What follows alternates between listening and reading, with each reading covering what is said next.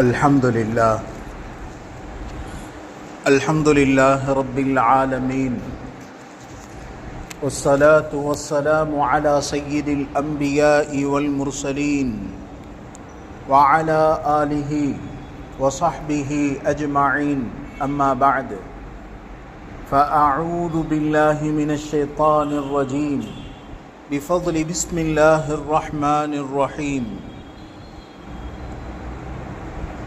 ما ودعك ربك وما قلى وللآخرة خير لك من الأولى. وقال رسول الله محمد مصطفى صلى الله عليه وسلم: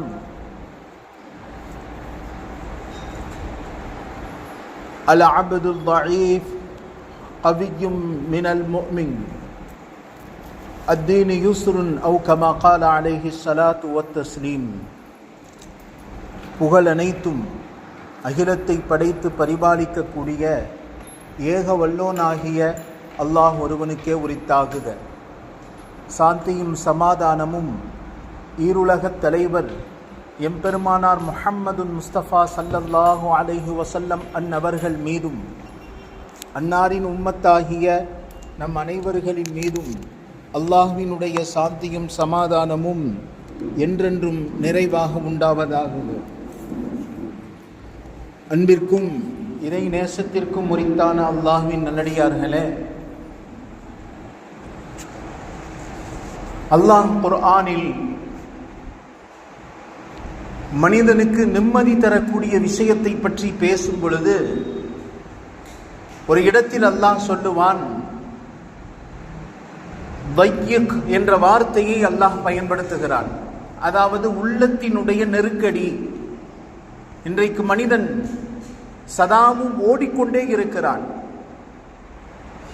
மனிதனை சுற்றி அத்துணை விஷயங்களும் இருக்கிறது.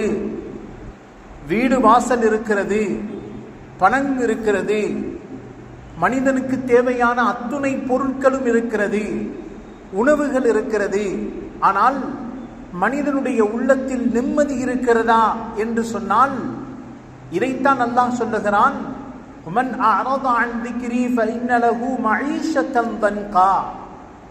மனிதனுடைய உள்ளத்தில் நிம்மதி என்பது இல்லாமல் இருக்கிறது. இன்னைக்கு டெக்னாலஜி ரீதியாக மனிதன் முன்னேறி கொண்டே செல்லுகிறான்.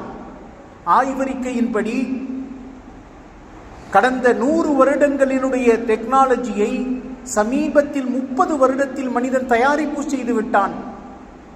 அந்த அளவுக்கு மனிதனுடைய வாழ்க்கை மிக வேகமாக சென்று கொண்டிருக்கிறது. உஜ்லத் மிக வேகமாக முன்னேறி கொண்டு செல்லுகிறான். எல்லா விதமான சகல வசதிகளையும் மனிதன் வைத்திருக்கிறான். ஆனால் அவனுடைய உள்ளத்தில் நிம்மதி இருக்கிறதா என்று சொன்னால் அது ஒரு கேள்விக்குறிதான். கியாமத்துடைய நெருக்கத்தை பற்றி நபியவர்கள் சொல்லும் பொழுது இப்படி சொல்லுவார்கள், அஸ்ஸாஅத்து கல் யௌம், ஒரு நாள் ஒரு மணி நேரத்தை போல வெகு வேகமாக செல்லும். வல் யௌம் கஷ்ஷஹர், ஒரு மாதம் ஒரு வாரத்தை போல வேகமாக கழிந்துவிடும். ஒரு வாரம் ஒரு நாளை போல வேகமாக கழிந்து கொண்டே இருக்கும். இப்போ மனிதனுடைய வாழ்க்கை வெகு சீக்கிரமாக வேகமாக சென்று கொண்டிருக்கக்கூடிய இந்த சுழற்சியில் அவனுடைய உள்ளத்தில் நிம்மதி என்பது இருக்கிறதா என்பதை மிக கேள்விக்குறியான விஷயம். அப்ப குர்ஆனும் ஹதீஸும் சில விஷயங்களை தொகுத்து வழங்கும் பொழுது, அந்த விஷயத்தை மனிதன் பின்பற்றும் பொழுது மனிதனுக்கு தேவையான நிம்மதியை அவன் எடுத்துக்கொள்கிறான். பெருமானார் ஸல்லல்லாஹு அலைஹி வஸல்லத்துடைய வாழ்க்கையை நாம் பார்க்கும் பொழுது எல்லா விதத்திலேயும் ரசூலுல்லாஹ்வுக்கும் நெருக்கடி ஏற்பட்டது. உள்ளத்தில் நிம்மதியற்ற தன்மை இருந்தது. அந்த இடத்தில் அல்லாஹ் எப்படியெல்லாம் சொன்னான் என்பதை குர்ஆனும் ஹதீஸும் நமக்கு சொல்லி காட்டுகிறது. மனிதனுடைய வாழ்க்கையை தொடர்ந்து எடுத்து பார்த்தால் மனிதன் முதல் கட்டமாக அவசர சிந்தனை உடையவனாக இருக்கிறான். நாளைக்கு கிடைக்கக்கூடிய ஒன்று எனக்கு இப்பொழுதே கிடைத்தாக வேண்டும். அவசரத்தை வைத்து அவனுடைய வாழ்க்கை கழிந்து கொண்டிருக்கிறது. நாளைக்கு கிடைக்கக்கூடிய எல்லாரும் எனக்கு இப்பொழுது கிடைத்திட வேண்டும். எப்ப மனிதனுடைய உள்ளம் ரீதியாக அல்லாஹ் சில விஷயங்களை மனிதனுக்கு சொல்லித் தருகிறான். இப்ப மனிதனுடைய வாழ்க்கையில் நிம்மதியற்ற தன்மை இருப்பதற்கு மிக முக்கியமான காரணம் அல்-உஜ்லத், அவசரம். மனிதன் அவசரம் சிந்தனை உடையவனாக இருக்கிறான். அல்லாஹ் குர்ஆனில் சொல்லி காட்டுவான், வகானல் இன்சானு அஜூலா, திட்டமாக மனிதன் அவசர புத்தி உடையவனாக இருக்கிறான். இப்ப இந்த மனக்குழப்பம் போகுவதற்கு, நீங்குவதற்கு மிக முக்கியமான முதல் காரணத்தை சொல்லி காட்டுகிறார்கள், திலாவத்துல் குர்ஆன். குர்ஆனை அதிகமாக ஓதும் வளமை உடையவராக மாற வேண்டும். உள்ள நெருக்கடியா, நாம் சொல்லுவது யாரும் விளங்கவில்லையா, என்னை உதாசீனம் செய்கிறார்களா, இந்த நேரத்தில் மன அமைதி பெறுவதற்கு மிக முக்கியமான முதலாவது காரணத்தை சொல்லுகிறார்கள், திலாவத்துல் குர்ஆன். அதுவும் குறிப்பாக குர்ஆனினுடைய சில சூறாக்களில் சூரத்துல் துஹா, இந்த துஹா என்னும் சூறாவை நாம் சிந்திக்க வேண்டும். அழகான சூரா சூரத்துல் துஹா. இந்த துஹாவுடைய சூறாவை காலையில் ஒரு 3 தடவையும் மாலையில் ஒரு 3 தடவையும் ஓதி அதை சிந்தனையுடைய எண்ணத்தில் ஓதும் பொழுது அல்லாஹ் உள்ளத்திற்கு நிம்மதியை தருகிறார். எதற்காக நீ இந்த சூறாவை அல்லாஹ் இறக்கினான்? பெருமானார் ஸல்லல்லாஹு அலைஹி வஸல்லம் தீனுடைய அழைப்பு பணியை செய்து கொண்டே இருக்கிறார்கள். மக்காவின் காஃபிர் புறத்திலிருந்து கடுமையான எதிர்ப்புகள் வருகிறது, சஹாபாக்களுக்கு தொல்லை கொடுக்கப்படுகிறது. இந்த நேரத்தில் குறிப்பிட்ட சில நாட்களுக்கு பிறகு பெருமானாருக்கு மிக கடுமையான கஷ்டம். ஒரு பக்கம் தன் சிறிய தந்தை அப்துல் முத்தலிபுனுடைய மரணம், இன்னொரு பக்கம் பிரியத்திற்குரிய மனைவி ஹதீஜா அம்மையாரினுடைய மரணம். இடையில் சில நாட்களில் வகை வருவதும் நின்று போனது. பெருமானார் ஸல்லல்லாஹு அலைஹி வஸல்லத்தை பார்த்து மக்கா காஃபிர்கள் எல்லாம் இப்படியும் கேலி செய்தார்கள், முஹம்மதுக்கு வானத்திலிருந்து செய்தி வரும் சொன்னாரே, கொஞ்ச காலம் வராம இருக்கே, என்ன விஷயம் என்பதாக மக்காவில் இருக்கக்கூடிய காஃபிர்கள் கேலி கிண்டல் செய்தார்கள். பெருமானாருக்கு மிகப்பெரிய கஷ்டத்தை, அது நெருக்கடியை ஏற்படுத்தியது. இந்த நேரத்தில் அல்லாஹ் இந்த சூறாவை தான் இறக்கினான். வல்லுஹா, லுஹாவினுடைய நேரத்தின் மீது சத்தியமாக அல்லாஹ் பேசுகிறார். லுஹாயுடைய நேரம், அதாவது காலை நேரத்தை கொண்டு அல்லாஹ் சிந்திக்க சொல்லுகிறார். வல்லைல், இரவு நேரத்தின் மீது சத்தியமாக. அப்ப பகல் பொழுதின் மீது சத்தியத்தை செய்த அல்லாஹ் அடுத்து இரவு பொழுதையும் சத்தியம் செய்து சொல்லுகிறார், சிந்திக்க தூண்டுகிறார். மன அழுத்தத்திற்குரிய மிக முக்கியமான காரணம் என்னவென்றால், அல் குர்ஆனை ஓதும் வளமையை நாம் ஏற்படுத்திக் கொள்ள வேண்டும். பல நபர்களுக்கு இரவு தூங்கும் பொழுது உடனே தூக்கம் வருவதில்லை. படுக்கும் பொழுது படுக்கைக்கு சென்ற பிறகுதான் பல்வேறு விதமான சிந்தனைகள். குர்ஆனினுடைய திலாவத்தை செய்ய வேண்டும் என்கிறார்கள். கண் அசையலாம் என்று தூங்கலாம் என்று யோசிப்பார்கள். ஆனால் அப்பொழுதுதான் உலகத்தினுடைய அத்தனை சிந்தனைகளும் வரும். இன்னைக்கு மனோ ரீதியில் மருத்துவர்கள் சொல்லுகிறார்கள், ஒருவருக்கு படுத்த படுக்கைக்கு சென்ற பிறகு தூக்கம் வரவில்லையா, அவர் தன்னுடைய கைகளை வைத்து நம்பரை எண்ணுங்கன்னு சொல்றாங்க. அதுவும் விரல் நுனிகளை வைத்து எண்ணி எண்ணி நம்பரை பின்னாலிருந்து எண்ணுங்க, 10, 9, 8. இப்படியாக மனோரீதிய தத்துவ ரீதியான நபர்கள், டாக்டர்கள் சொல்லுகிறார்கள், தூக்கம் வராமல் இருக்கும் பொழுது அவர்கள் தங்களுடைய விரல்களை தொட்டு எண்ணிக்கொள்ள வேண்டும் என்கிறார்கள். ஸல்லல்லாஹு அலைஹி வஸல்லம் சொல்லி காட்டுகிறார்கள், ஒருவர் இரவு படுக்கைக்கு செல்லும் பொழுது சுப்ஹானல்லாஹ் 33 தடவை, அல்ஹம்துலில்லாஹ் 33 தடவை, அல்லாஹு அக்பர் 34 தடவை இந்த தஸ்பீகை பிற விரல்களால் எண்ணி அவர் ஓதி முடிக்கக்கூடிய நேரத்தில் அவருக்கு நிம்மதியான தூக்கத்தை தருகிறோம் என்கிறார். இவருக்கு நிம்மதியான தூக்கம் வருகிறது. அலா பிதிக்ரில்லாஹி தத்மஇன்னுல் குலூப், அல்லாஹ்வினுடைய திக்ரோடு நாம் உறங்கக்கூடிய உறக்கத்தில் அல்லாஹ் நிம்மதியை வைத்திருக்கிறான். எத்தனையோ நபர்கள் படுக்கைக்கு சென்ற பிறகும் உறக்கம் வருவதில்லைங்க. மன அழுத்தத்தினுடைய மிக முக்கியமான காரணம் இதுதான். பல விஷயங்களை எண்ணிக்கொண்டே இருப்பது. அதற்குரிய முதல் காரணத்தை சொல்லுகிறார்கள், திலாவத்துல் குர்ஆன், சூரத்துல் துஹாவை நாம் ஓதிக்கொண்டே இருப்பது. இந்த சூரத்துல் துஹாவில் நிறைய விஷயங்களை அல்லாஹ் சொல்லுகிறான். வல்லைலி இதா சஜா மா வத்தஅக ரப்புக வமா கலா.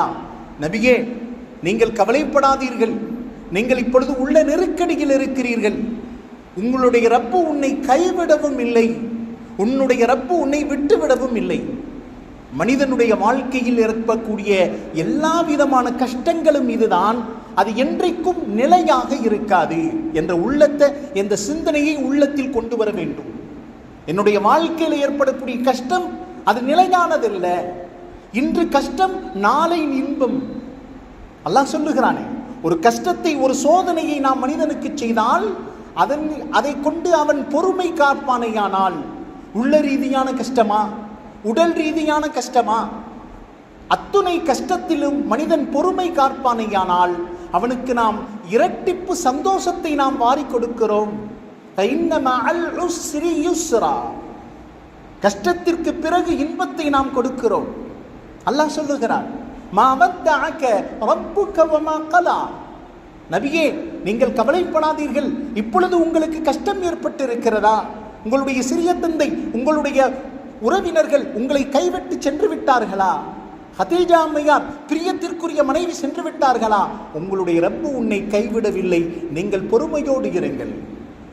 பெருமானா ஸல்லல்லாஹு அலைஹி வஸல்லம் அவர்கள் பொறுமையோடு இருந்தார்கள். அடுத்து அல்லாஹ் ஜல்ல ஷானஹு வ தஆலா சொல்லி காட்டுகிறான், வலல் ஆகிரத்து கைருல் லக மினல் ஊலா. இப்பொழுது இருக்கக்கூடிய இந்த நிலைமை இருக்கிறதே, அந்த அடுத்து வரக்கூடிய நிலைமை இன்னும் சிறப்பாக மாறும் என்று அல்லாஹ் வாக்குறுதியை அளிக்கிறார். இப்பொழுது இருக்கக்கூடிய வாழ்க்கையில் கஷ்டம் வந்து கொண்டே இருக்குமேயானால் மனிதன் அல்லாஹ் மீது நம்பிக்கை வைத்தால் இதைவிட சிறந்த வாழ்க்கையை அல்லாஹ் சொல்லுகிறேன் என்று அல்லாஹ் சொல்லுகிறான். அடுத்து அல்லாஹ் சொல்லுகிறான், வலசௌஃப யுஅதீக ரப்புக் ஃபதர்தா. பின்னால் உனக்கு நிச்சயம் ஒரு சந்தோஷமான செய்தி இருக்கிறது. ரசூலுல்லாஹிற்கு அல்லாஹ் ஆறுதல் சொல்லுகிறான். இந்த சூறாவை நாம் ஓதிக்கொண்டே இருக்க வேண்டும், கஷ்டமான நேரத்தில் ஓதிக்கொண்டே இருக்க வேண்டும், இந்த சூறாவின் மீது சிந்தனை செய்ய வேண்டும். அடுத்து அல்லாஹ் சொல்லுகிறான், கஷ்டத்தினுடைய காலத்தை அல்லாஹ் மனிதனுக்கு என்ன வேண்டும் என்று தூண்டுகிறான். இன்றைக்கு செல்வ செழிப்போடு இருக்கலாம், ஆடம்பரத்தோடு இருக்கலாம். இப்பொழுது ஒரு சின்ன கஷ்டம் ஏற்பட்டு இருக்கிறது. அவரிடத்தில் அல்லாஹ் இப்படி சிந்தனையை தூண்டுகிறான். ஒரு நேரத்தில் உணவிற்கும் கஷ்டப்பட்டு கொண்டிருந்த மனிதர்களை இன்றைக்கு நாம் சுகபோகமான ஆடம்பர வாழ்க்கையை நாம் கொடுக்கவில்லையா? ஒரு நேரத்தில் கூலிக்காக வேலை செய்து கொண்டிருந்த நீ இன்றைக்கு உன்னை அல்லாஹ் முதலாளியாக மாற்றவில்லையா? என்ன வேண்டும் என்று அல்லாஹ் தூண்டுகிறான். ஒரு நேரத்தில் உடலில் கடுமையான உபாதையில் பாதிக்கப்பட்டு கொண்டிருந்த நீ, படுத்த படுக்கையில் கூட எழ முடியாத சக்தியற்றவனாக இருந்த நீ, இன்றைக்கு உனக்கு நடமாடுவதற்கு அல்லாஹ் உடல் உறுப்புகளில் ஆரோக்கியத்தை தரவில்லையா? ஒரு நேரத்தில் மனதில் பாதிக்கப்பட்டு குன்றி ஒரு மூலையில் முடங்கிக் கொண்டிருந்த நீ, இன்றைக்கு அல்லாஹ் உள்ளத்திற்கு உணர்வை அல்லாஹ் தந்து புத்துணர்ச்சியோடு நடமாட வைக்கவில்லையா? அல்லாஹ் ரசூலுல்லாஹ்விற்கு மாத்திரம் இதை சொல்லவில்லை, உலக மக்கள் முழுவதுக்கும் அல்லாஹ் இது போன்ற ஆறுதலான விஷயத்தை சொல்லுகிறான். ரசூலுல்லாஹுடைய வாழ்க்கையிலிருந்து அடுத்து அல்லாஹ் சொல்லுகிறான், அலம் யஜிதுக யதீமா. நபியே, இப்பொழுது நீங்கள் முடங்கி கிடக்கிறீர்கள், கவலைப்படாதீர்கள். ஒரு நேரத்தில் நீங்கள் ஆதரவற்றவராக இருந்தீர்கள் அல்லவா? அதை நீங்கள் சிந்தித்து பாருங்கள். தாயும் இல்லாமல், தந்தையும் இல்லாமல், ஒரு குழந்தை பருவமான யத்தீமாக, அனாதையாக நீங்கள் இருந்தீர்கள். அப்பொழுது உன்னுடைய ரப்பு உன்னை கைவிடவில்லையே. இப்பொழுது கஷ்டம் வந்துவிட்டது என்பதற்காக உன்னுடைய ரப்பு உன்னை கைவிட்டு விடுவானா? உன்னுடைய ரப்பு எப்பொழுதும் உன்னை கைவிட மாட்டான் என்பதை அல்லாஹ் சொல்லிவிட்டு அடுத்து அல்லாஹ் சொல்லுகிறான், ஒரு நேரத்தில் நேரான வழியின் மீது இல்லாமல், நேரான வழியை காட்டக்கூடிய யாரும் இல்லாத நிலையில் நீங்கள் இருந்தீர்கள். அல்லாஹ் உங்களுக்கு நேரான வழியை உனக்கு காட்டியவில்லையா? அல்லாஹ் சொல்லி காட்டுகிறார். தொடர்ந்து நபிமார்களுக்கு அல்லாஹ் இப்படித்தான் ஆறுதல் சொல்லுவான். மனிதனுக்கு ஏற்படக்கூடிய அனைத்து கஷ்டத்திற்கும் உரிய தீர்வை அல்லாஹ் ஒரே வார்த்தையில் முடிக்கிறான். அடுத்து அல்லாஹ் சொல்லுகிறான், நீங்கள் ஒரு நேரத்தில் உணவில்லாத, ஆயிலன் என்று சொன்னால் சாப்பிடுவதற்கும் உணவில்லாத நிலையில் கஷ்டப்பட்டு கொண்டு இருந்தீர்களே. 3 நாட்கள் ரசூலுல்லாஹ் சாப்பிடாமல் இருந்திருக்கிறார்கள். அப்பொழுது அல்லாஹ் உங்களுக்கு செல்வ செழிப்பை நாம் ஏற்படுத்தவில்லையா? 63 ஒட்டகங்களை பெருமானார் தன் கையினாலே அறுத்தார்களே. ஒரு நேரத்தில் உணவில்லாத நிலையில் இருந்த ரசூலுல்லாஹ் மரணத்திற்கு முன்னால் செல்வ செழிப்பை அல்லாஹ் எப்படி கொடுத்தான்? 100 ஒட்டகங்கள் பெருமானார் தன் உம்மத்திற்காக வேண்டி குர்பானியை கொடுக்கக்கூடிய செல்வ செழிப்பை அல்லாஹ் ஏற்படுத்தினான் அல்லவா? சொல்லி காட்டுகிறான்.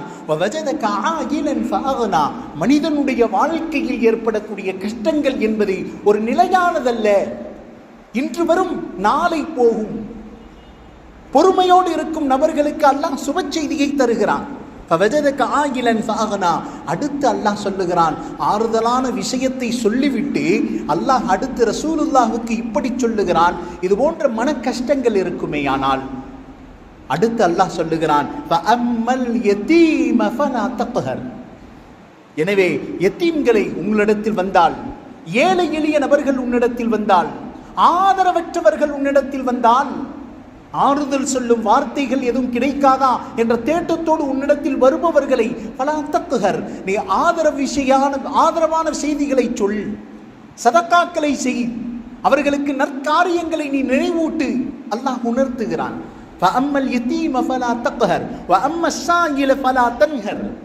உன்னிடத்தில் யாசிப்போர் வந்தால் நீ அவர்களுக்கு உன் கரத்தினால் செல்வத்தை கொடுத்து, மன ரீதியில் பாதிக்கப்பட்டவர்கள், மன நெருக்கடியில் இருப்பவர்கள், தனக்கு ஆறுதல் கிடைக்காதா என்று ஏங்கிக் கொண்டிருப்பவர்களிடத்தில் அல்லாஹ் பொருளாதாரத்தை கொடுத்திருந்தால், உன் கையினால் நாம் ஏழைகளுக்கு செய்யக்கூடிய சதக்காக்களின் மூலமாக அல்லாஹ் கொடுப்பவர்களுடைய உள்ளத்தில் புத்துணர்ச்சியை ஏற்படுத்துகிறோம் என்கிறார். கொடுத்து பார்க்க வேண்டும். உள்ளத்தில் அல்லாஹ் ரூஹுக்கு ஒவ்வொன்றுக்கும் ஒரு பசி இருக்கிறது. உடலுக்கு எப்படி பசி ஏற்படுகிறதோ, சிறிது நேரம் சாப்பிடாமல் இருந்து விட்டால் நம்முடைய உள்ளம் பதபதைக்கிறது, வயிறு கேட்கிறது உணவு, குடல் கிள்ளுகிறது. அதே போன்றுதான் உள்ளத்திற்கும் அல்லாஹ் பசியை வைத்திருக்கிறான், அந்த ஆன்மீக பசி. இந்த ஆன்மீக பசியை வைத்துக் கொண்டுதான் முழு உலகமும் இயங்கிக் கொண்டிருக்கிறது. ஆன்மீக பசியை தீர்ப்பதற்கு மிக முக்கியமான காரணத்தை அல்லாஹ் சொல்லுகிறான். தொழுகையை நேமமான முறையில் தொழுவது, ஏழைகளுக்கு தன் கையினால் சதக்கா செய்வது. அது உள்ள ரூஹ், உடலில் இருக்கக்கூடிய உயிர் அவனை கண்காணிக்கிறது. ஏழைகளுக்கு சதக்கா செய்யும் பொழுது அது பசி, ஆன்மீக பசி தீர ஆரம்பிக்கிறது. அவனுடைய உள்ளத்தில் அல்லாஹ் நிம்மதியை தருகிறார். அல்லாஹ் ஜல்லஷானஹு வ தஆலா சொல்லி காட்டுகிறான், உனது கையினால் ஏழைகளுக்கு சதக்காக்களை நீங்கள் கொடுக்க வேண்டும். நபியே, இறைவன் உனக்கு கொடுத்த அருட்கொடைகளை நீ சிந்தனை செய்து கொண்டே இரு. இப்படி செய்வதால் மன நெருக்கடி, மன அழுத்தம் ஏற்படுவதில்லை. அப்ப இந்த சூறாவை ஓதி சிந்திக்க வேண்டும். யார் யாருடைய வாழ்க்கையில் மன அழுத்தம் இருக்கிறதோ, காலையில் இந்த ஓதப்பட்ட சூரத்துல் துஹாவை 3 தடவையும் மாலையில் 3 தடவையும் ஓதி நாம் சிந்தனை செய்யும் பொழுது அல்லாஹ் அவருடைய உள்ளத்தில் இருக்கக்கூடிய நெருக்கடியை நீக்கி விடுகிறார். 2வது மருந்தை கிதாபுகளில் பதிவு செய்கிறாங்க. தொழுகையை நேமமான முறையில் தொழுவது. மனிதனுடைய வாழ்க்கையில் எல்லா விதமான கஷ்டங்களும் இருக்கும், சோதனைகளை அல்லாஹ் செய்கிறான். தன் பெற்ற பிள்ளை தன்னை உதாசீனப்படுத்தும், தன்னோடு இருக்கக்கூடிய மனைவி தன்னை சில தகாத வார்த்தைகளை சொல்லுவார். இது போன்ற நேரங்களிலே நேராக தொழுகையினுடைய நேரம் வந்து அல்லாஹு அக்பர் என்று தக்பீர் கட்டி நேராக நிற்கும் பொழுது, மனிதன் ருக்குவுக்கு செய்யும் பொழுது சொல்லி காட்டுறாங்க, சஜிதாக்களுக்கு செய்யும் பொழுது உள்ளத்தில் இருக்கக்கூடிய பாரத்தை அல்லாஹ் இறக்கி வைக்கிறார். அடியான் அல்லாஹ் முன்னால் வந்து தன் சமர்ப்பிக்கும் பொழுது அல்லாஹ் எல்லா விதமான கஷ்டங்களையும் அல்லாஹ் நீக்குகிறான். 3வது காரணமாக, மன அழுத்தத்தை நிவாரணத்திற்குரிய 3வது காரணமாக எண்ணி காட்டுகிறார்கள் அஸ்ஸபர். பொறுமை என்பது மனிதனுடைய வாழ்க்கையில் மிக முக்கியமான ஒன்று. நம்முடைய உள்ளத்தில் நினைக்கணும், நான் யாரையும் திருத்திவிட முடியாது, அல்ல என்னை நான் சரி செய்வதற்கு முயற்சி செய்கிறேன், உலகத்தை நான் திருத்தப் போகிறேன் என்று வந்தா கடைசியில் முட்டி முட்டி மன அழுத்தம் தான் ஏற்படுமே தவிர, நம் வாழ்க்கையில் தான் பாதிப்பு ஏற்படுமே தவிர, என்னை நான் சரி செய்ய போகிறேன், செய்யப்பட்ட தவறுகளை மன்னிக்கும் பழக்கம் மனிதனுக்கு இயல்பாக வரும் பொழுது அல்லாஹ் அவருக்கு பொறுமையை தருகிறார். பொறுமையின் பண்பு இருக்கிறதே, அது நிறைய விஷயங்களை மாற்றிவிடும். பல நபர்கள் அதிகமாக பேச மாட்டார்கள், பொறுமையாக இருப்பார்கள், ஆனால் அவர்கள் வாழ்க்கையிலே நிறைய விஷயங்களை சாதித்துக் கொண்டிருப்பார்கள் என்பது வரலாற்று ரீதியான உண்மை. அப்ப பல விஷயங்களில் அவர் பொறுமையோடு இருக்கும் பொழுது அல்லாஹ் அவருடைய உள்ளத்திற்கு நிம்மதியை தந்து விடுகிறான். மன அழுத்தத்துடைய சோதனைகளை விட்டும் மன அழுத்தத்தினுடைய நோயை விட்டும் அவர் பாதுகாக்கப்படுகிறார். அடுத்து நான்காவது, இது போன்ற நேரங்களில் மனரீதியான கவலை ஏற்பட்டு விட்டதா, கஷ்டங்கள் ஏற்பட்டு விட்டதா, நெருக்கடி உண்டாகிறதா, தூக்கமின்மையால் சிரமப்பட்டு கொண்டிருக்கிறாரா, அதிகமாக பின்வரக்கூடிய வார்த்தைகளை அவர் சொல்லிக்கொண்டே இருக்க வேண்டும். ஹஸ்புனல்லாஹு வ நிஅமல் வக்கீல், ஹஸ்புனல்லாஹு வ நிஅமல் வக்கீல். எழுதி வைத்துக் கொள்ளுங்கள். ஹஸ்புனல்லாஹு வ நிஅமல் வக்கீல், எனக்கு அல்லாஹ்வே போதுமானவன், அவன்தான் எனக்கு சிறந்த உதவி செய்யக்கூடியவன். வக்கீல் என்ற வார்த்தை, எனக்கு அல்லாஹ் போதுமானவன். எவ்வளவு பெரிய கஷ்டங்கள் வந்தாலும் துன்பங்கள் வந்தாலும் அல்லாஹ்வே போதுமானவன். இந்த வார்த்தையை சொல்லும் பொழுது அல்லாஹ் அவருடைய உள்ளத்திற்கு மிகப்பெரிய புத்துணர்ச்சியை தருகிறான். மார்க்கம் மட்டும்தான், இஸ்லாம் மட்டும்தான் இது போன்ற ஆறுதலான வார்த்தைகளை சொல்லித் தருகிறது. வேற எந்த மதத்தை நீங்கள் எடுத்து பாருங்கள், கிறிஸ்துவமாக இருக்கட்டும் மற்ற மதங்களாக இருக்கட்டும், அல்லாஹ்வோடு இணைக்கும் பணியை செய்வதே கிடையாது. அதனால தான் இன்றைக்கு நியூயார்க்கில் இருக்கக்கூடிய அமெரிக்காவினுடைய சிட்டியை சுற்றி மாத்திரம் சுமார் 80 மென்டல் ஹாஸ்பிட்டல்கள் கூடிக்கொண்டே போகிறதா. எல்லாம் செல்வந்தர், பெரிய பெரிய பிசினஸ்மேன், முதலீட்டாளர்கள் மென்டல்களாக மாறிக்கொண்டிருக்கிறாங்க. காரணம் என்ன? ஒரு நேரத்தில் தொழில் மிகப்பெரிய லாஸ், மிகப்பெரிய இழப்பை சந்தித்துவிட்டு தான் செய்த தவறை நினைத்து எண்ணிக்கொண்டே இருக்கிறார்கள். அல்லாஹ்வின் மீது நம்பிக்கை வைத்து அடுத்த கட்டத்திற்கு அவர்களுடைய உள்ளம் செல்ல மறுக்கிறது. மார்க்கம் மட்டும்தான் சொல்லுகிறது, உனக்கு வாழ்க்கையில் தோல்வியா, உன்னுடைய தொழிலில் தோல்வியா, பெருத்த நஷ்டமா, வேறொன்றுமில்லை. இந்த வார்த்தையை சொல், அல்லாஹ் உன்னுடைய உள்ளத்திற்கு புத்துணர்ச்சியை ஏற்படுத்துகிறான். மீண்டெழுந்து மறுபடியும் தொழில்துறைகளில் துறங்க ஆரம்பிக்கிறார். அவருடைய வாழ்க்கையில் முன்னேறிக்கொண்டே செல்லுகிறார். ஒரு இஸ்லாமிய மார்க்கம் கற்றுத்தரக்கூடிய வழிகள் இது. அப்ப இது போன்ற கஷ்டமான நேரத்தில் அவர் சொல்லக்கூடிய வார்த்தை ஹஸ்புனல்லாஹு வ நிஅமல் வக்கீல், அல்லாஹ்வே எனக்கு போதுமானவன் என்ற விஷயத்தை செய்ய வேண்டும். அடுத்ததாக கிதாபுகளில் சொல்லி காட்டுகிறார்கள், இது போன்ற மன அழுத்தம் கஷ்டங்கள் ஏற்படக்கூடிய நேரத்திலே அதிகமாக நற்காரியங்களை அவர்கள் செய்வது, நற்காரியங்கள், ஏழைகளுக்கு அவர் சதக்காக்களை செய்வது, இல்லாதவர்களுக்கு வறியவர்களுக்கு அவர்கள் உதவிகள் செய்வது, இது போன்ற நற்காரியங்களை அவர் அதிகமாக தன்னைத்தானே ஈடுபடுத்தி கொண்டிருக்கும் பொழுது அல்லாஹ் மன நெருக்கடியை விட்டும் பாதுகாக்கிறான். காரணம் என்ன தெரியுமா? இப்பொழுது இருக்கக்கூடிய நவீனமான காலத்திலே மனிதனிடத்தில் எல்லா விதமான சகல வசதிகளும் இருக்கிறது, எல்லா விதமான சகல வசதிகள் இருக்கிறது. கார் இருக்கிறது, வீடு, விசாலமான வீடு இருக்கிறது, இருப்பதற்கு ஏசி இருக்கிறது. ஆனால் அவனுடைய உள்ளத்தில் நிம்மதி என்பது கேள்விக்குறியான விஷயம்தான். ஏன்னா இன்றைக்கு மனிதனுடைய சராசரி ஒரு மனிதனுடைய வாழ்க்கையை ஒரு 100 வருடத்திற்கு முன்னால் இருக்கக்கூடிய ஒரு அரசனோடு ஒப்பிடுகலாம். அந்த அரசனை சுற்றி என்ன செய்வாங்க? பணியால் விசிறியை வீசிக்கொண்டே இருப்பாங்க. இன்னைக்கு சர்வசாதாரணமாக ஒருத்தன் ஃபேனு கீழே உட்கார்ந்து இருக்கிறான். ஒரு மனிதர் அரசர் என்ன செய்வாங்க? தன்னுடைய நாட்டை விட்டும் இன்னொரு நாட்டிற்கு செல்லும் பொழுது பெரும் பெரும் குதிரைகள், பெரும் பெரும் வாகனங்களை எடுத்துக்கொண்டு செல்லுவார்கள். இன்றைக்கு சர்வசாதாரணமாக ஒரு மனிதன் சராசரி குறைந்த வருமானம் உடையவன் கூட தான் நினைத்த இடத்திற்கு அவனால் அரசனை விட வேகமாக சென்று விட முடியுது. ஒரு அரசன் தான் நினைத்த உணவுகளை எல்லாம் வகை வகையாக சாப்பிட முடியும். இன்றைக்கு சராசரி மனிதனும் கூட தான் நினைத்த உணவுகளை சாப்பிட முடிகிறதே. அப்ப அல்லாஹ் ஒரு மனிதனுக்கு எல்லா விதமான நிஅமத்துக்களையும் தந்திருக்கிறான். மனிதனுடைய வாழ்க்கை வேகமாக முன்னேறுகிறது. ஆனால் உள்ளத்திற்கு நிம்மதி இருக்கிறதா என்று சொன்னால் அது கேள்விக்குறிதான். எப்பொழுது நம்முடைய வாழ்க்கை அல்லாஹ் ரசூல் எந்த வழியின்படி சொல்லி தந்தார்களோ அதன்படி நாம் அமைத்துக் கொள்ளும் பொழுது அல்லாஹ் நிம்மதியான வாழ்க்கையை தருகிறார். அந்த வாழ்க்கையை விட்டு உதாசனம் செய்யப்படும் பொழுது, குர்ஆனை ஒதுக்கிவிடும் பொழுது, அல்லாஹ் ரசூலுடைய வார்த்தைகளை ஒதுக்கிவிடும் பொழுது மனிதன் எவ்வளவுதான் சம்பாதித்தாலும் பணம் கிடைத்துவிடும், காசு கிடைத்துவிடும், சகல வசதிகள், அவனை சுற்றியும் பிள்ளைகள் எல்லாம் கிடைத்து விடுவார்கள். காரணம், உலகத்திற்காக வேண்டி உழைத்து கொண்டே இருக்கிறான், அத்தனையும் கிடைத்துவிடும். ஆனால் உள்ளத்தில் நிம்மதி மட்டும் அல்லாஹ் தன் கண்ட்ரோலில் வைத்திருக்கிறான். உன்னுடைய உள்ளத்திற்கு நிம்மதி வேண்டுமா? அல்லாஹ்வின் பக்கம் வராமலே நீ எங்கு சென்றாலும் நிம்மதி கிடைக்காது. அல்லாஹ் சொல்லுகிறார், وَمَنْ أَعْرَضَ عَنْ ذِكْرِي فَإِنَّ لَهُ مَعِيشَةً ضَنْكًا.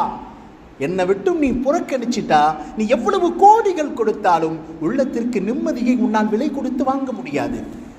சகல வசதிகளுடைய பெட்டை நீங்கள் வாங்கலாம், தூக்கத்தை வாங்க முடியாது. சகல வசதிகளான எல்லா விஷயத்தையும் உன்னை சுற்றி இருக்கக்கூடிய எல்லா விதமான பொருட்களையும் நாம் விலை கொடுத்து வாங்கிவிடலாம். ஆனால் சிஹத், ஆரோக்கியத்தை நம்மால் விலை கொடுத்து வாங்க முடியாது. அது அல்லாஹ்வின் கையில் இருக்கிறது. அல்லாஹ் தன் கண்ட்ரோலில் வைத்திருக்கிறோம் என்கிறார். நஃப்ஸ், உள்ளம், உள்ளத்திற்கு நிம்மதி தன் கண்ட்ரோலில் அல்லாஹ் வைத்திருக்கிறார். அறிவின் சிந்தனை தன் கண்ட்ரோலில் அல்லாஹ் வைத்திருக்கிறார். சுக்ர், நன்றி செலுத்தும் மனம் தன் கண்ட்ரோலில் அல்லாஹ் வைத்திருக்கிறார். இவைகள் எதையும் விலை கொடுத்து வாங்க முடியாது அல்லாஹ்வினுடைய நாட்டத்தை தவிர. அதைத்தான் அல்லாஹ் சொல்லுகிறான், நீங்கள் அல்லாஹ்வின் பக்கம் வராமல் எங்கும் நிம்மதியை பெற்றுக்கொள்ள முடியாது. அல்லாஹ் சொல்லுகிறான், ஃபஅய்ன தذهبون, நீங்கள் வர வேண்டும் என்று அல்லாஹ் நாடுகிறான். அல்லாஹ்வை விட்டு நீங்கள் எங்கு செல்லுகிறீர்கள் என்று அல்லாஹ் கேட்கிறான். எனவே நாம் நிம்மதி பெறுவதற்குரிய மிக முக்கியமான இந்த வழிகள், முதலாவது அல் குர்ஆனை ஓதிக்கொண்டே இருப்பது, அதிலும் குறிப்பாக சூரத்துல் துஹா வல்லுஹா வல்லைலி இதா சஜா என்று சொல்லக்கூடிய இந்த சூறாவை காலையில் 3 தடவை அதே சிந்தித்து ஓதுவது, மாலையில் 3 தடவை சிந்தித்து ஓதுவது, இரண்டாவது தொழுகையை நாம் பேணுவது, மூன்றாவது பொறுமை, எல்லா விஷயத்திலேயும் பொறுமையை நாம் பாதுகாப்பது, நான்காவது மன நெருக்கடி, கஷ்டம், இது போன்ற நேரங்களில் நாம் செய்யக்கூடிய மிக முக்கியமான வார்த்தை ஹஸ்புனல்லாஹு வ நிஅமல் வக்கீல். ஹஸ்புனல்லாஹு வ நிஅமல் வக்கீல். இது போன்ற வார்த்தைகளை அதிகமாக செய்வது. ஐந்தாவது நற்காரியங்கள், சதக்காக்கள், ஏழைகளுக்கு தான தர்மங்கள், சதக்காக்கள், உணவளித்தலை அதிகப்படுத்துவது. இது போன்ற நற்காரியங்களின் மூலமாக அல்லாஹ் உள்ளத்தை விசாலமாக்குகிறான். முகத்திற்கு அல்லாஹ் வெளிச்சத்தை தருகிறான். உள்ளத்திற்கு அல்லாஹ் நிம்மதியை தருகிறான். அல்லாஹ் ஜல்ல ஷானஹு வ தஆலா இது போன்ற நற்காரியங்களை நம் வாழ்க்கையில் அதிகப்படுத்திட நம் அனைவருக்கும் அல்லாஹ் தௌஃபீக் செய்வானாக. வ ஆகிரு தஅவானா அனில் ஹம்துலில்லாஹி ரப்பில் ஆலமீன்.